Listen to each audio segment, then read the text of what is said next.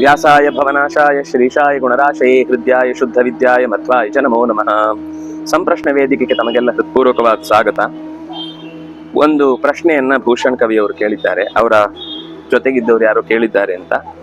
ಒಂದು ಆನೆ ಮೇಲೆ ಒಂದು ಇರುವೆ ವಿರುದ್ಧ ದಿಕ್ಕಿನಲ್ಲಿ ಹೋಗ್ತಾ ಇರುತ್ತೆ, ಆದ್ರೆ ಆನೆ ಕೊನೆಗೆ ಎಲ್ಲಿ ಹೋಗುತ್ತೋ ಅಲ್ಲಿಗೆ ಈ ಇರುವೆನೂ ಹೋಗುತ್ತೆ. ಅದರಿಂದಾಗಿ ಜೀವಿಗೆ ಸ್ವತಂತ್ರ ಕರ್ಮ ಅಂತ ಅನ್ನೋದು ಒಂದು ಇಲ್ಲ. ಅದರಿಂದಾಗಿ ವಿಷ್ಣುವೇ ಎಲ್ಲವನ್ನ ನಡೆಸುವುದು ಅಂತ ಅಂದ ಮೇಲೆ ಆ ಜೀವಿಗೆ ಕರ್ಮದ ಲೇಪ ಯಾಕೆ? ಒಂದು ವೇಳೆ ಆ ಕರ್ಮದ ಕೆಲಸದಲ್ಲಿ ತಪ್ಪೇ ನಡೆದ್ರೂ ಕೂಡ, ಆ ಕರ್ಮದಲ್ಲಿ ಅವ್ಯವಸ್ಥೆ ಆದ್ರೂ ಕೂಡ ನಾವು ಆ ಕರ್ಮದ ಹೊಣೆಗಾರರಲ್ಲ. ಅದರಿಂದಾಗಿ ಹರಿ ಸಂಸ್ಮರಣೆ ಮಾಡಿದ್ರೆ ಆ ಪಾಪ ಎಲ್ಲ ಹೊರಟು ಹೋಗಬೇಕು, ಕೃಷ್ಣಾರ್ಪಣೆ ಬಿಟ್ರೆ ಪಶ್ಚಾತ್ತಾಪ ಪಡಬೇಕಾದ ಅಗತ್ಯವೇ ಇಲ್ಲಲ್ವಾ ಅಂತ ಒಂದು ಪ್ರಶ್ನೆ. ಅಥವಾ ಆ ರೀತಿ ಪಶ್ಚಾತ್ತಾಪ ಪಡದೆ ಮುಂದೆ ಅದನ್ನು ಸಮರ್ಥನೆ ಮಾಡಿದ್ರೆ ಅದು ಇನ್ನೂ ದೊಡ್ಡ ತಪ್ಪಾಗುತ್ತೋ, ಅಥವಾ ಕೃಷ್ಣಾರ್ಪಣೆ ಮಾಡಿದ್ದೇನೆ ಅನ್ನುವ ಕಾರಣಕ್ಕೆ ಸರಿಯಾಗುತ್ತೋ ಅಂತ ಹೀಗೊಂದು ಪ್ರಶ್ನೆ. ಪ್ರಶ್ನೆಯನ್ನ ಓದುವಾಗ ಸ್ವಲ್ಪ ಕನ್ಫ್ಯೂಸ್ ಆಗುತ್ತೆ. ಒಂದು ಆನೆ ಹೋಗ್ತಾ ಇದೆ, ಅದರ ಬೆನ್ನ ಮೇಲೆ ಇರುವೆ ಉಲ್ಟಾ ದಿಕ್ಕಿಗೆ ಹೋಗ್ತಾ ಇದೆ, ಆದ್ರೂ ಅದರ ಡೆಸ್ಟಿನಿ ಆನೆ ಹೋದ ಜಾಗವೇ ಆಗುತ್ತೆ. ಏನೇ ಪ್ರಪಂಚದ ವಿರುದ್ಧ ನಡೆದ್ರೂ ಕೂಡ, ಯಾರೇ ದೇವರ ವಿರುದ್ಧ ಮಾತಾಡಿದ್ರು ಕೂಡ ಜಗತ್ತು ಕೊನೆಗೆ ಏನಾಗ್ಬೇಕೋ ಅದರ ಮೂಲಕವೇ ಆ ಘಟನೆ ನಡೆಯುತ್ತೆ. ಅದರಿಂದಾಗಿ ಅವನಿಗೆ ಶಿಕ್ಷೆ ಆಗುವಂತಹ ಪರಿಸ್ಥಿತಿ ಯಾಕೆ ಅಂತ. ಇಲ್ಲಿ ಇರುವೆಯ ಇಂಟೆನ್ಷನ್ ಇರುವುದು ನಾನು ವಿರುದ್ಧ ದಿಕ್ಕಿಗೆ ಹೋಗಬೇಕು ಅಂತ. ಅದರ ಇಂಟೆನ್ಷನ್ ಅನ್ನೋದು ದೋಷ. ಆದ್ರಿಂದಾಗಿ ಹೋಗುದು ಆನೆ ಇದ್ದ ಕಡೆಗೆ ಆದ್ರೂ ಕೂಡ ಪ್ರಪಂಚ ಅಂದ್ರೆ ಈ ದೃಷ್ಟಾಂತವನ್ನ ಪೂರ್ತಿ ಇಟ್ಕೊಳ್ಳಿಕ್ ಆಗುದಿಲ್ಲ. ಯಾಕೆಂದ್ರೆ ಒಂದು ಘಟನೆ ಅಂತ ಬಂದಾಗ ವಿರುದ್ಧ ದಿಕ್ಕಿಗೆ ಹೋಗುದು ಅಂದ್ರೆ, ಪ್ರಪಂಚದಲ್ಲಿ ಏನಾಗುತ್ತೆ ಅಂದ್ರೆ ವಿರುದ್ಧ ದಿಕ್ಕಿಗೆ ಹೋದ್ರೆ ರೌಂಡ್ ಇದೆ, ಆದ್ರಿಂದ ಅಲ್ಲಿಗೆ ಬಂದು ಡೆಸ್ಟಿನಿ ಸೇರುತ್ತೆ ಅಂತ. ಆದ್ರೆ ಲೋಕದ ವ್ಯವಸ್ಥೆಯಲ್ಲಿ ಎರಡು ಸರಳ ರೇಖೆ. ಅದು ಈ ದಿಕ್ಕಿಗೆ ಹೋದ್ರೆ ಕತ್ಲೆಗೆ ಹೋಗುದು, ಈ ದಿಕ್ಕಿಗೆ ಹೋದ್ರೆ ಪೂರ್ತಿ ಬೆಳಕಿಗೆ ಹೋಗುದು. ಅದು ಎರಡು ಕಡೆ ಹೋಗಿ ಒಂದ್ ಕಡೆ ಮತ್ತೊಂದು ಸೇರುವುದು ಅಂತ ಒಂದು ಜಾಗ ಇಲ್ಲ. ಇದು ಸರಳ ರೇಖೆ ಪ್ರಪಂಚ ಅಥವಾ ಪ್ರಯಾಣ ಅಂತ ಅನ್ನುವಂಥದ್ದು, ಮಹಾಪ್ರಯಾಣ. ಅದರಿಂದಾಗಿ ಅನಿವಾರ್ಯವಾಗಿ ಅದು ಹೋದ ದಿಕ್ಕು ಅಕಸ್ಮಾತ್ ಇಳಿದು ಕೆಳಗೆ ಹೋಯ್ತು ಅಂತಂದ್ರೆ ಕತ್ತಲೆಯ ಕಡೆಗೆ ಹೋಗುತ್ತೆ ಇರುವೆ, ಆದ್ರೆ ಆನೆ ಮಾತ್ರ ಬೆಳಕಿನ ಕಡೆಗೆ ಹೋಗುತ್ತೆ. ಅದರಿಂದಾಗಿ ತಪ್ಪು ಮಾಡಿದವನಿಗೆ ಅವನ ಇಂಟೆನ್ಷನ್ ಅಲ್ಲಿ ನಾನು ಇದೆಲ್ಲವನ್ನು ಮೀರಿ ಮಾಡ್ತಾ ಇದ್ದೇನೆ ಅನ್ನುವ ಆ ಪ್ರಜ್ಞೆ ಇರುವುದರಿಂದ ಅವನಿಗೆ ಶಿಕ್ಷೆ ಹೊರತು ಅವನು ನನ್ನ ಸಾಮರ್ಥ್ಯದಿಂದ ತಪ್ಪಿನ ಕಡೆಗೆ ಹೋಗ್ತಾ ಇದ್ದೇನೆ ಅನ್ನುವ ಕಾರಣಕ್ಕಲ್ಲ.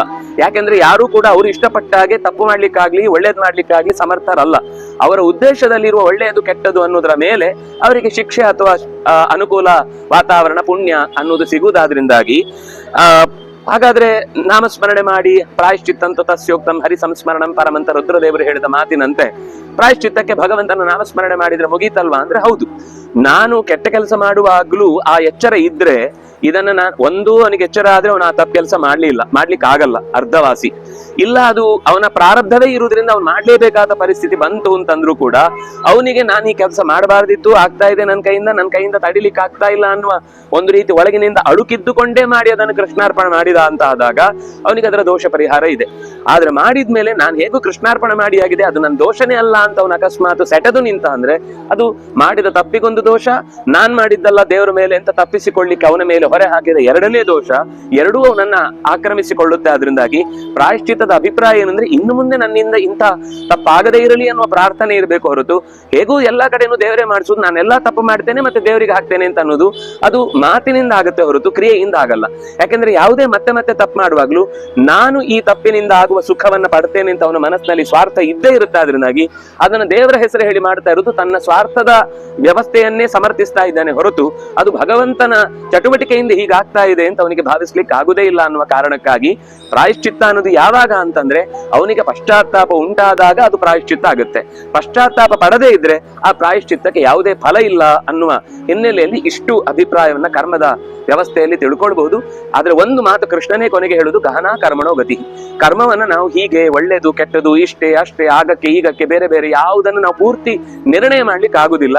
ಆದ್ರೆ ನಮ್ಗೆ ಗೊತ್ತಿರುವ ಸಂಗತಿಯಲ್ಲಿ ಆದಷ್ಟು ಭಗವಂತನ ಪರವಾಗಿ ಹೋಗುವ ಕರ್ಮಗಳಾದ್ರೆ ಅದು ಉತ್ತಮ ಗತಿಯನ್ನು ಕೊಡುತ್ತೆ. ಭಗವಂತನ ಚಿಂತನೆಗೆ ವಿರುದ್ಧವಾದ ರೀತಿಯಲ್ಲಿ ಆ ಕರ್ಮಗಳು ನಮಗೆ ತೊಂದರೆ ಕೊಡ್ತಾ ಇದೆ ಅಂದ್ರೆ ಅದು ಅಧೋಗತಿಗೆ ತಲುಪಿಸುತ್ತೆ. ಸ್ಮರ್ತವ್ಯಂ ಸತತಂ ವಿಷ್ಣು ವಿಸ್ಮರ್ತವ್ಯೋ ನಜಾತುಚಿತ್ ಸರ್ವೇ ವಿಧಿ ನಿಷೇಧಾಸ್ಯು ಏತಯೋರೇವ ಕಿಂಕರಾಹ ಅನ್ನುವ ಒಂದು ಸಾಲಿನ ಅಡಿಯಲ್ಲಿ ಈ ನಮ್ಮ ಕರ್ಮ ವಿಭಾಗದ ಕಥೆಯನ್ನು ನಾವು ಅರ್ಥ ಮಾಡಿಕೊಳ್ಬಹುದು ಅಂತ ಹೇಳ್ತಾ ಇವತ್ತಿನ ಚಿಂತನೆಯನ್ನು ಮುಗಿಸೋಣ. ನಮಸ್ಕಾರ.